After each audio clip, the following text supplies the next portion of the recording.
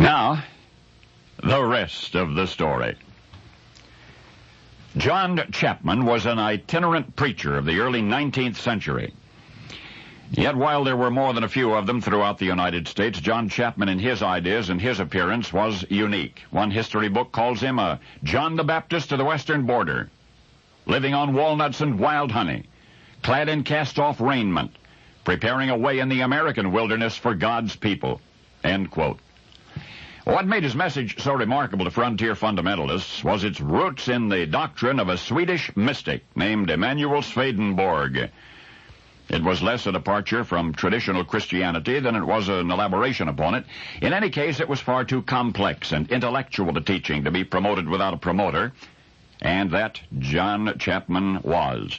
He lugged Swedenborg literature from one isolated cabin to the next, leaving it for the perusal of anyone who expressed an interest. Sometimes John would spend the evening, maybe the night, spinning yarns and spouting religion. Aside from his bare feet and ragged clothing, the thing about John that drew the most attention was his attitude. John Chapman at least gave the impression of being the happiest man alive. For him, the wilderness trail was no path to martyrdom. It was a wide-open highway. He said, I could not enjoy myself better anywhere. He said, I can lie on my back, look up at the stars, and it seems almost as though I can see the angels praising God, for he has made all things good. John expressed himself intelligently and gently, despite his deep desire to win converts. He was sometimes misunderstood. He was called crazy, even thought to be possessed.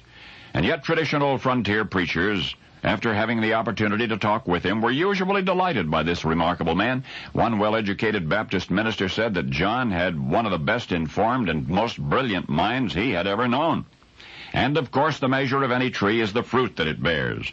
And John Chapman's ministry, complex as were the ideas intrinsic to it, his ministry did bear fruit. Throughout the territories wherein the ragged preacher preached, church communities based on his teachings sprang up in his wake. Many of them flourished for decades. The new church, it called itself, and its own contributions to American culture, even after John Chapman had faded into the pages of history, were considerable. For the new churchmen and women blazed a trail of literacy and education through the backwoods. They built schools and wrote poetry and created art. They opened the ears of those on the frontiers to the consolation of religion and the elegance of philosophy and the magic of music. They composed books, and they established publishers to publish those books, and it all started with an American John the Baptist, a ragged man who roamed the wilderness, a gentleman named John Chapman.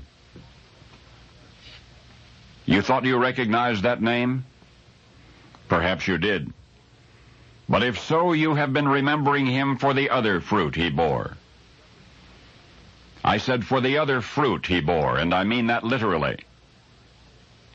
For John Chapman, on his way through the wilderness, also planted trees, a great many of them, over the 100,000 square miles that he strode shoeless. Since your youth, you've had a very vivid picture in your mind of a man called Johnny Appleseed. Well, now you've met him. Now you know the rest of the story.